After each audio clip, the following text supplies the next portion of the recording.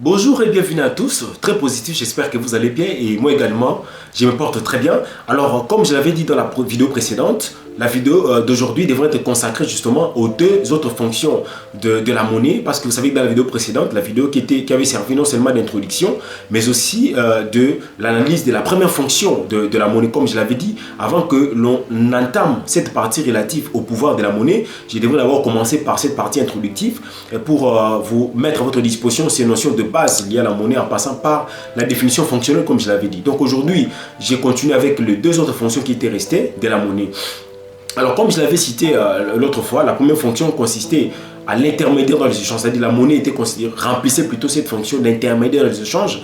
Je l'avais expliqué en long et en large, j'ai retrouvé cette vidéo-là, vous allez en savoir davantage.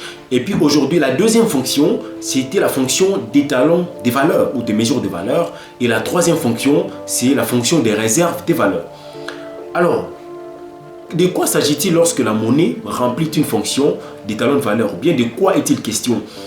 Alors, lorsque la monnaie remplit la fonction d'étalon de valeur, qu'est-ce que ça veut dire? Ça veut dire que la monnaie sert tout simplement de balance. Des balances pour détecter la valeur d'un bien ou la valeur d'un service. Ça veut dire que dans une économie, c'est grâce à la monnaie que nous avons la possibilité d'évaluer si un bien a de la valeur ou n'en a pas, c'est-à-dire ou dépourvu de valeur, ou si un bien a plus de valeur ou a moins de valeur par rapport aux autres biens ou par rapport aux autres services. Alors, s'il faut normalement s'il faut s'appuyer sur la notion d'utilité puis de valeur, seule la monnaie ne suffit pas pour justifier la valeur des biens ou la valeur des services dans une économie. Non, on ne peut pas dire que seule la monnaie peut suffire pour justifier cela. Pourquoi? Parce que si vous retrouvez mes vidéos où j'avais parlé de l'utilité puis de la valeur, vous allez voir qu'il faut faire appel à bien d'autres paramètres. Pour le cas d'espèce, il est tout à fait évident que seule la monnaie puisse justifier la valeur de biens ou de services sur le marché. Donc, on va considérer par exemple qu'un bien a plus de valeur parce que le prix qui est rattaché à ces biens-là nécessite beaucoup d'unités monétaires pour qu'on puisse l'acquérir, ou bien un bien a moins de valeur parce que le prix rattaché à ces biens-là nécessite juste quelques unités monétaires pour qu'on l'acquiert. Donc voilà un tout petit peu de manière générale de quoi il s'agit lorsqu'on parle de la fonction de la monnaie d'étalon des valeurs. Ça veut dire que c'est la monnaie qui nous permet d'évaluer la valeur d'un bien ou d'un service dans une économie ou bien sur le marché. La troisième fonction, il s'agit de la fonction de réserve des valeurs.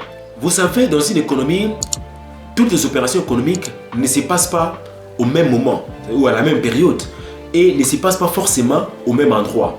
Et lorsque je parle de la période ici, je vois les temps, et lorsque je parle d'endroit, je vois surtout les marchés. Et donc, lorsqu'on parle de la monnaie comme réserve des valeurs, il y a deux dimensions qui interviennent qu'il faut retenir. La première dimension, c'est une dimension qui est temporelle, c'est-à-dire le temps, la période. Et la deuxième dimension, c'est la dimension spatiale, c'est-à-dire l'espace. Et lorsqu'on parle de l'espace ici, on voit le marché. Alors, quand est-ce que la monnaie va rappeler effectivement la fonction des réserves des valeurs alors qu'elle reste unique? Pendant que de l'autre côté, il y a les temps qui changent et il y a aussi l'espace qui change. Alors, je donne un exemple pour être un peu plus concret, pour me comprendre facilement. Vous voyez cette unité monétaire, ça c'est un billet, ce sont des billets de 1000 francs. C'est la monnaie de la République démocratique du Congo. Ça c'est la monnaie de la République démocratique du Congo, ce sont des billets de 1000 francs comme je l'ai dit. Alors, pour que ces unités monétaires servent des réserves de valeurs, qu'est-ce qu'il faut? Si aujourd'hui, en 2022, ces unités monétaires me permettent d'acheter par exemple un sac de riz de 5 kg. Nous sommes en 2022. Alors, pour que ces unités monétaires servent des réserves de valeurs, il faut qu'au bout d'une certaine période, exemple, lorsqu'on va arriver en 2023, sur un autre marché, que ces mêmes unités monétaires me permettent d'acquérir approximativement la même quantité de riz, mais sur un autre marché et à une autre période. Là, la monnaie aura véritablement servi des réserves de valeurs. Alors, lorsqu'on parle de la réserve des valeurs, parce que ça prête à beaucoup de confusion, lorsqu'on parle des réserves de valeurs, ne pensez pas que réserve de valeurs veut dire vous prenez votre argent, vous prenez le stock de votre argent, vous allez les garder sous le matelas ou sous votre lit ou bien vous allez l'enterrer. Non, pas du tout. Lorsqu'on dit réserve des valeurs, ça veut dire que dans le temps et dans l'espace, la monnaie garde cette capacité-là de permettre aux utilisateurs d'acquérir à peu près les mêmes quantités de biens et services. Donc pendant que le temps change, pendant que le marché aussi change ou bien l'endroit change, mais la monnaie nous permet d'acquérir à peu près les mêmes quantités de biens et services, donc servant des véritables réserves de valeur. Donc si aujourd'hui j'ai la monnaie et que je m'abstiens de pouvoir consommer aujourd'hui, ben, j'ai l'assurance totale qu'au bout de plusieurs périodes, cette même quantité de monnaie que je détiens aujourd'hui me permettra d'acquérir à peu près la même quantité que j'aurais pu acquérir aujourd'hui si j'ai décidé de l'utiliser aujourd'hui. Donc voilà un peu de manière générale de quoi il s'agit lorsqu'on parle de la réserve de valeur, excusez-moi.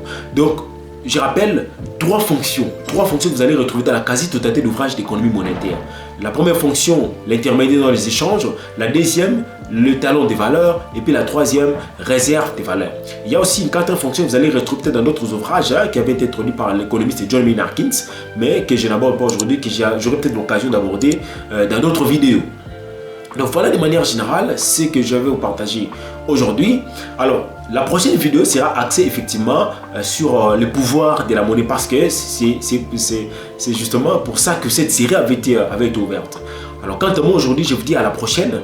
Pour des questions, pour des préoccupations, bien, écrivez-les via cette adresse, nous allons répondre. Si vous voulez retrouver la vidéo précédente qui avait trait à l'introduction et puis à la première fonction de la monnaie, eh bien, abonnez-vous à la chaîne, ou bien vous qui êtes abonné, vous avez la possibilité de retrouver cette vidéo-là très facilement parce que vous avez accès facile à la chaîne. Quant à moi, je vous dis à la prochaine et merci.